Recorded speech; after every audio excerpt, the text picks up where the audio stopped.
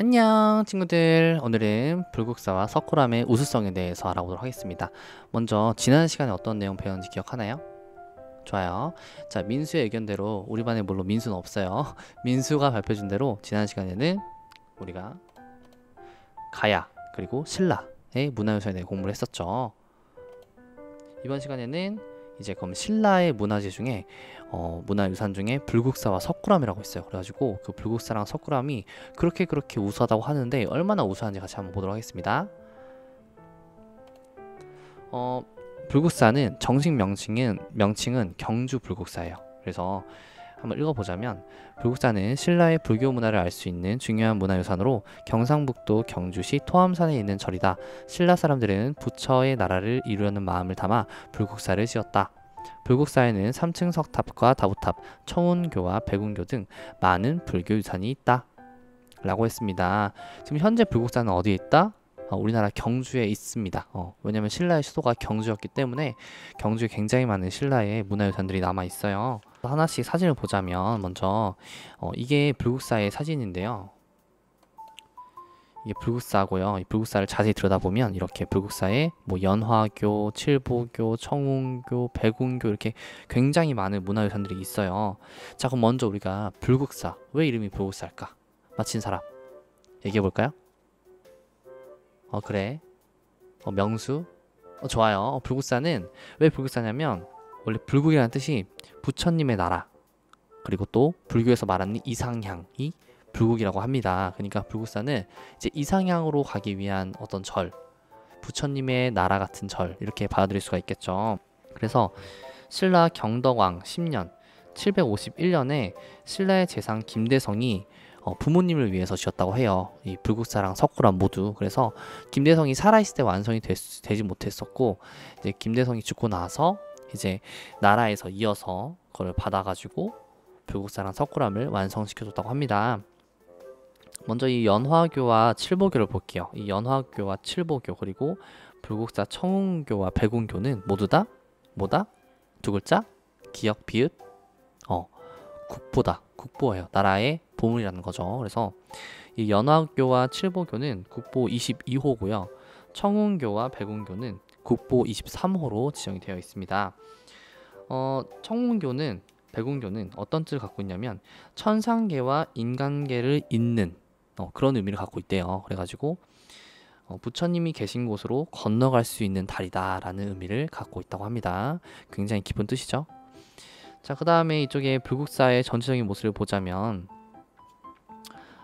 불국사가 각각의 공간이 의미하는 바가 있어요. 여기는 현실세계, 그리고 이 왼쪽 공간은 극락세계, 그 다음 이 위의 공간은 부처님 세계를 의미한다고 합니다. 그래서 이쪽이요, 부처님 세계. 이렇게 해서 불국사가 이 공간 하나가 그냥 만들어진 게 아니라 각 영역도, 공간의 영역도 다 의미가 있다는 거 우리가 기억해 주면 될 것 같고요.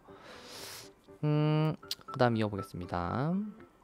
불국사는 고대 한국 절의 특징을 잘 보여주며 건축물이 아름답고 독특하여 역사적 가치가 있음을 인정받아 유네스코 세계유산으로 지정되었다.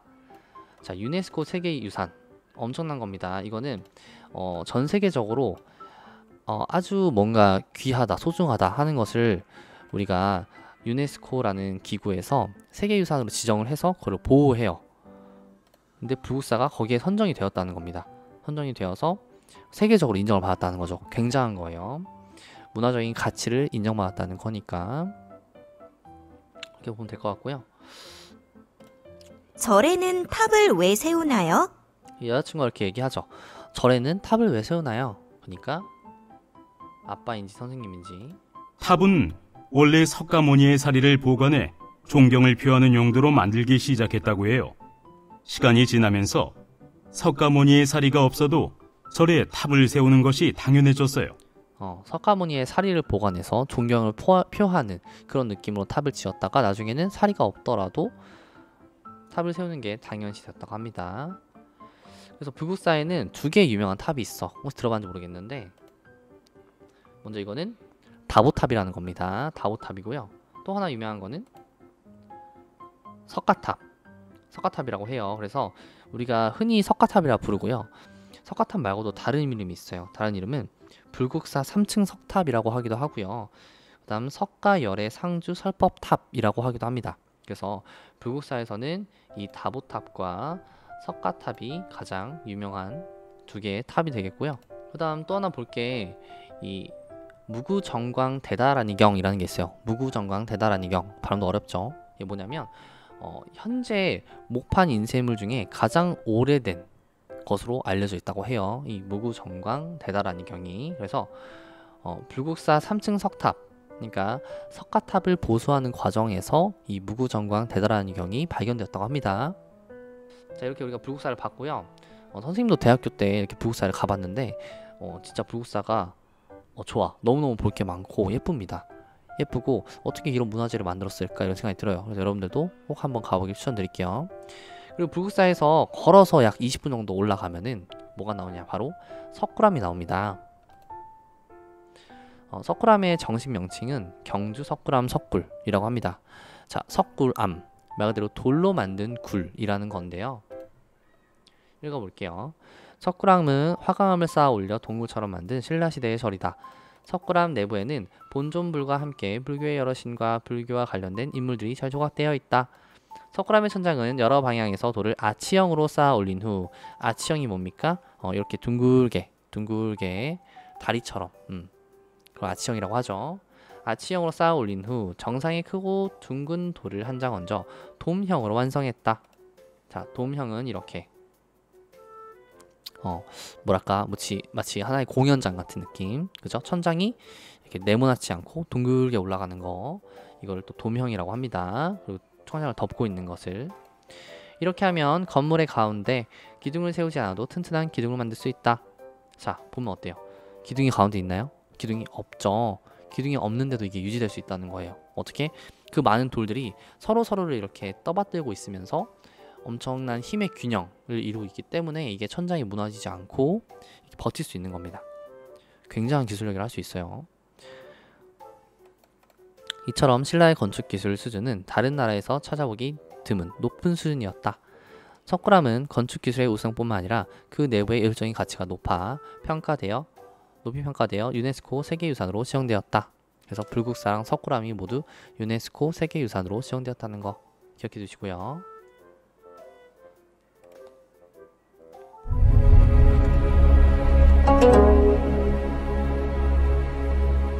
석굴암은 불교 문화의 최고봉으로 불리는 작품으로, 네, 잘 봤습니다. 불교 문화의 최고봉이라고 불린대요. 그죠? 봤죠? 석굴암에 숨겨진 신라인들의 과학기술은 무엇일까? 석굴암 본존불 뒤에 벽면에는, 본존불이 아까 요거 서 있는 거, 석굴암 안에 서 있는 거, 이게 본존불입니다. 벽면에는 두강을 나타내는 연꽃 무늬 조각이 있다. 기도를 하는 위치에서 불상을 보면 불상의 머리가 두강의 중앙에 오도록 만들어졌다.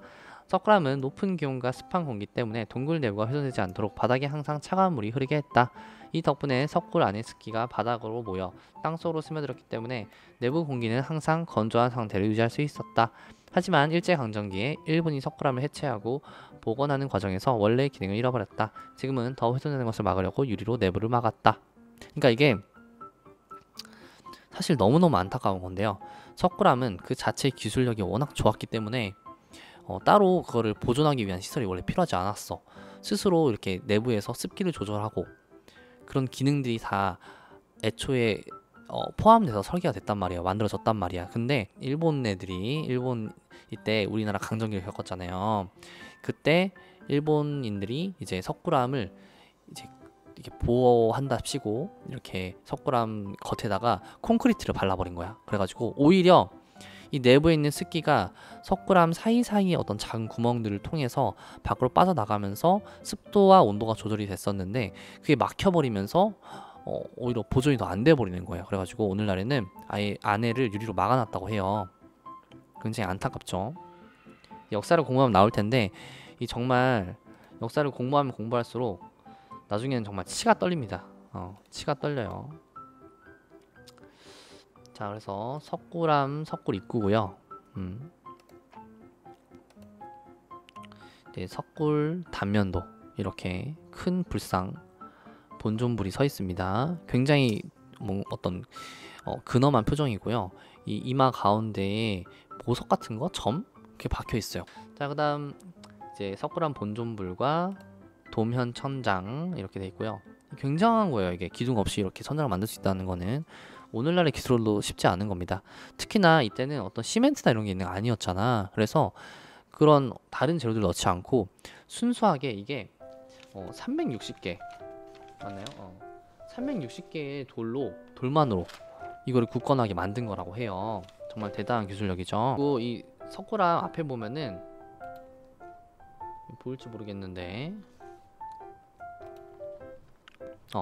여기 보면은 이게 누구냐면 금강 역사라고 해서 보통 사원, 사찰, 불상 그런 문화재들 앞에서 문을 지키는 어떤 수호신 같은 역할을 한다고 해요. 그래가지고 이제 악기를 쫓고 어떤 이 불상을 지키는 역할을 한다고 합니다. 그래서 이 문화재들을 보면은 하나하나에 모든 의미가 담겨져 있어. 그냥 있는 게 아니야. 그래서 우리가 볼 때 이런 의미들이 있구나라고 우리가 생각할 수 있는 겁니다.